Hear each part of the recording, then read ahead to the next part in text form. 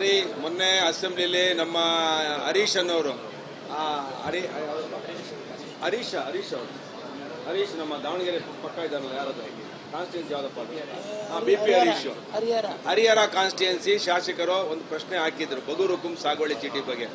ಸುಮಾರು 6 ಲಕ್ಷ ಅರ್ಜಿಗಳು ವಿಲೇವಾರಿ ಆಗೋದಕ್ಕೆ ಬಾಕಿ ಉಳಿದಿವೆ. ಇನ್ನೊಂದು ಅವೆಲ್ಲವೂ ಕೂಡ ವಿಲೇವಾರಿ ಆಗೋದಿಲ್ಲ, ಸುಮ್ಮನೆ ಹಾಕೊಂಡಿದ್ದಾರೆ ಅಂತೇಳಿ ಅವರೊಂದು ಅಡ್ರೆಸ್ ಮಾಡಿದ್ರು ಅಸೆಂಬ್ಲಿಲಿ. ಅದರಿಂದ ನಮ್ಮ ಜಿಲ್ಲೆಯಲ್ಲಿ 40,000 ಅರ್ಜಿಗಳಿದೆ ಅಂತ ನೀವು ಹೇಳಿದ್ದೀರಾ. ಆದರೆ ಎಲ್ಲವೂ ಕೂಡ 99 ಭಾಗ ಯಾರು ಎಲಿಜಿಬಿಲಿಟಿ ಇದ್ದಾರೆ ಅಂಥವ್ರಿಗೆ ಕೊಟ್ಟಿದ್ದಾರೆ. ಯಾರು ಎಲಿಜಿಬಿಲಿಟಿ ಇಲ್ಲ ಅಂಥವ್ರಿಗೆ ಬಗೂರು ಹುಕುಂ ಸಾಗುವಳಿ ಚೀಟಿ ಕೊಟ್ಟಿಲ್ಲ. ಅದಕ್ಕೆ ಸರ್ಕಾರ ನಿರ್ಧಾರ ಮಾಡಬೇಕು, ಅದನ್ನು ಎಲ್ಲವನ್ನ ವಿಲೇ ಮಾಡ್ತೀವಿ ಅಂತೇಳಿ ಒಂದು 6 ತಿಂಗಳಲ್ಲಿ ಅಂತೇಳಿ ರೆವಿನ್ಯೂ ಮಿನಿಸ್ಟರ್ ಹೇಳಿದ್ದಾರೆ. ನೋಡ್ರಿ, ಇವೆಲ್ಲ ಕೇಳ್ರಿ, ಇದು ಅರಣ್ಯ ಇಲಾಖೆಯವರಿಗೆ, ರೆವಿನ್ಯೂ ಇಲಾಖೆಯವರಿಗೆ ಯಾವಾಗಲೂ ರಿಫ್ಟ್ ಇದ್ದೇ ಇದೆ. ಅದರಿಂದ ನಾವು ಸ್ಪಷ್ಟವಾಗಿ ಹೇಳಿದ್ವಿ, ಯಾರು ಅರಣ್ಯದಲ್ಲಿ ಸಾಗುವಳಿ 100 ವರ್ಷಗಳಿಂದ ಮಾಡ್ತಿರ್ತಾರೆ ಅಂಥವ್ರು ಕೊಡಬೇಕು ಅಂತ ಹೇಳಿದ್ದೇವೆ. ನಾವು ಅರಣ್ಯ ಮಾಡಿರೋದು ಯಾವಾಗ, ಒಂದು 25 ವರ್ಷದ ಹಿಂದೆ ಸಂರಕ್ಷಿತ ಅರಣ್ಯ ಇವೆಲ್ಲ ಮಾಡಿರೋದು ಒಂದು 25 ವರ್ಷಗಳಿಂದ 30 ವರ್ಷಗಳಿಂದ ಡೀಮ್ಡ್ ಫಾರೆಸ್ಟ್ ಅಂತ. ಅದರಿಂದ ಅವನು ಏನಿದೆ ಸರ್ಕಾರದ ಡಾಕ್ಯುಮೆಂಟ್ ಅಲ್ಲಿ, ಇವನು ಮಾಡೋದಕ್ಕಿಂತ ಮುಂಚೆ ಅರಣ್ಯ ಇದ್ದ, ಇವನು ಮಾಡಿದ್ಮೇಲೆ ಅರಣ್ಯ ಆಗಿದೆ ಅನ್ನೋದನ್ನ ಕ್ಲಾರಿಫೈ ಮಾಡಿ ಕ್ಲಿಯರ್ ಮಾಡಿ ಅಂತ ಹೇಳಿದ್ದೇವೆ. ಈ ರೀತಿಯ 1% ಗೊಂದಲಗಳಿದೆ, ಅದು ಕ್ಲಿಯರ್ ಆಗುತ್ತೆ. ಏರ್ಪೋರ್ಟ್ಗೆ ಯಾರು ಕೂಡ ಭೂಮಿಯನ್ನ ಅಕ್ವಿಸೇಷನ್ ಮಾಡಿ ಕೇಂದ್ರ ಸರ್ಕಾರ ಅನುಮತಿ ಕೊಡಲ್ಲ.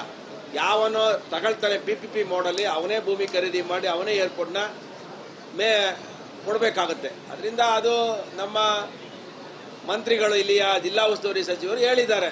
ಅವರು ಚುನಾವಣೆ ಸಂದರ್ಭದಲ್ಲಿ ಅವರ ಒಂದು ಅಜೆಂಡಾ ಇತ್ತಲ್ಲ, ಏನು ಅಜೆಂಡಾ ಅಲ್ಲ, ಮ್ಯಾನಿಫೆಸ್ಟೋದಲ್ಲಿ ಹೇಳಿದ್ದಾರೆ, ನಾವು ಇಲ್ಲಿ ಮೆಟ್ರೋ ರೈಲನ್ನು ಬಿಡ್ತೇವೆ ಅಂತೇಳಿ. ಸಾಧ್ಯನಾ? ಬೆಂಗಳೂರಲ್ಲಿರೋ ಮೆಟ್ರೋ ರೈಲ್ನ ಕಂಪ್ಲೀಟ್ ಮಾಡೋಕ್ಕಾಗಿಲ್ಲ. ಆದರೆ ಚುನಾವಣೆಯ ಒಂದು ದೃಷ್ಟಿಯಿಂದ ಅವ್ರು ಹೇಳ್ತಾರೋ ಏನೋ ಗೊತ್ತಿಲ್ಲ ನನಗೆ. ಇವತ್ತು ಬಡ್ಜೆಟಲ್ಲೂ ಹೇಳ್ತಿದ್ದಾರೆ, ಆದರೆ ತುಮಕೂರು ಜಿಲ್ಲೆಗೆ ಒಂದು ಬಿಡುಗಾಸನ್ನು ಕೂಡ ಬಡ್ಜೆಟಲ್ಲಿ ಕೊಟ್ಟಿಲ್ಲ. ಅದರಿಂದ ಏರ್ಪೋರ್ಟು, ಮೆಟ್ರೋ, ಈ ಒಂದು ಬಿಟ್ಟಿ ಭಾಗ್ಯದ ಯೋಜನೆಯಡಿ ಯಾವ ಯೋಜನೆಗಳು ಈ ರಾಜ್ಯ ಸರ್ಕಾರ 5 ವರ್ಷದಲ್ಲಿ ಮಾಡಲ್ಲ.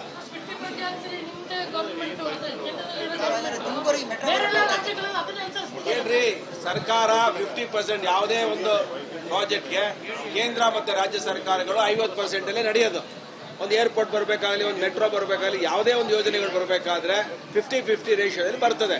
ಸರ್ಕಾರ, ರಾಜ್ಯ ಸರ್ಕಾರ ಇಲ್ಲಿವರೆಗೂ 50% ಯೋಜನೆಗಳು ಕೇಂದ್ರ ಸರ್ಕಾರದ ಯಾವ್ಯಾವ ಯೋಜನೆಗಳಿವೆ ಅಲ್ಲಿಗೆ ಹಣ ಕಟ್ಟಕ್ಕಾಗಿಲ್ಲ ಅವರು.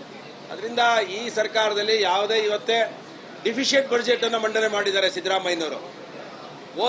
ಹೋದ ಒಂದು ಬಡ್ಜೆಟ್ ಅಲ್ಲೂ ಕೂಡ ಡಿಫಿಷಿಯಂಟ್ ಬಡ್ಜೆಟ್ 12,000 ಕೋಟ ಆಯ್ತು. ಅವ್ರು ಏನಂತ ಹೇಳಿದ್ರು, ಎಷ್ಟೋ ಲಕ್ಷ ಕೋಟಿ ಕಲೆಕ್ಷನ್ ಆಯ್ತು ಅಂತ ಬರ್ತದೆ ಅಂತ ಒಂದು ಬಿಂಬಿಸಿದ್ರು ಬಡ್ಜೆಟ್ ಅಲ್ಲಿ. ಆದ್ರೆ 12,500 ಕೋಟಿ ಬರಲೇ ಇಲ್ಲ ಅವ್ರ ಬಡ್ಜೆಟ್ ಅಲ್ಲಿ. 12,500 ಕೋಟಿ ಬಂದಿಲ್ಲ ಅಂತ ಹೇಳಿದ್ರೆ ಇವತ್ತು 52,000 ಕೋಟಿಯನ್ನ ಬಡ್ಜೆಟ್ ಅಲ್ಲಿ ಇಟ್ಟಿದ್ದಾರೆ. ಯಾವುದಕ್ಕೆ? ಭಾಗ್ಯಗಳಿಗೆ.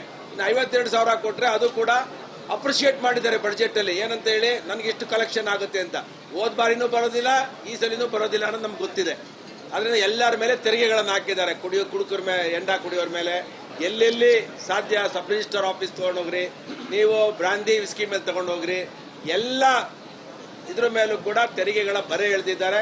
ಅದರಿಂದ ಇನ್ನ ಯಾವುದೇ, ನಾವು GST ಎಲ್ಲ ಅದು GST ನಾವು ಡಿಸೈಡ್, ಇಡೀ ದೇಶದ ಜನ ನಿರ್ಧಾರ ಮಾಡಿರೋದು GST ಅನ್ನು ಯಾವ ರೀತಿ ಅನುಷ್ಠಾನ ಮಾಡಬೇಕು ಅಂತ ಹೇಳಿ. ಸಿದ್ದರಾಮಯ್ಯನವರು ದಿವಾಳಿ ಆಗಿರೋದ್ರಿಂದ ಹಣ ಇಲ್ದಲೆ ಕೇಂದ್ರ ಸರ್ಕಾರದ ಮೇಲೆ ಗೂಬೆ ಕೂಡಿಸುವಂತ ಕೆಲಸವನ್ನ ಮಾಡ್ತಿದ್ದಾರೆ.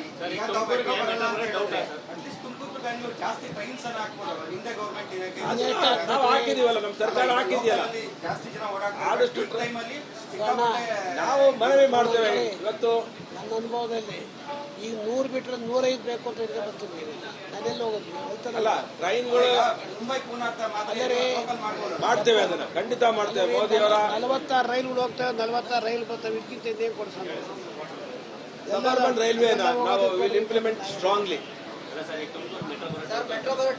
ಅದು ಪರಮೇಶ್ವರ್ ಸರ್ ಕೇಳಬೇಕು, ಬಡ್ಜೆಟ್ ಅಲ್ಲಿ ಎಷ್ಟು ಹಣ ಇಟ್ಟಿದ್ದೀರಾ ಅದಕ್ಕೆ ಅಂತ ಹೇಳಿ. ನನ್ ಕೇಳಿದ್ರೆ ನೀವು, ನಾನು ಸರ್ಕಾರ ನಡೆಸ್ತಾ ಇದ್ದೀನಿ. ಬೆಂಗಳೂರಿನಿಂದ ಮಂಗಳೂರುವರೆಗೆ, ಬೀದರ್ನಿಂದ ಚಾಮರಾಜನಗರದವರೆಗೆ ನಿಮ್ಮ ಸುದ್ದಿ ನಿಮ್ಮದೇ ಭಾಷೆಯಲ್ಲಿ. ಕರ್ನಾಟಕ ತಕ್.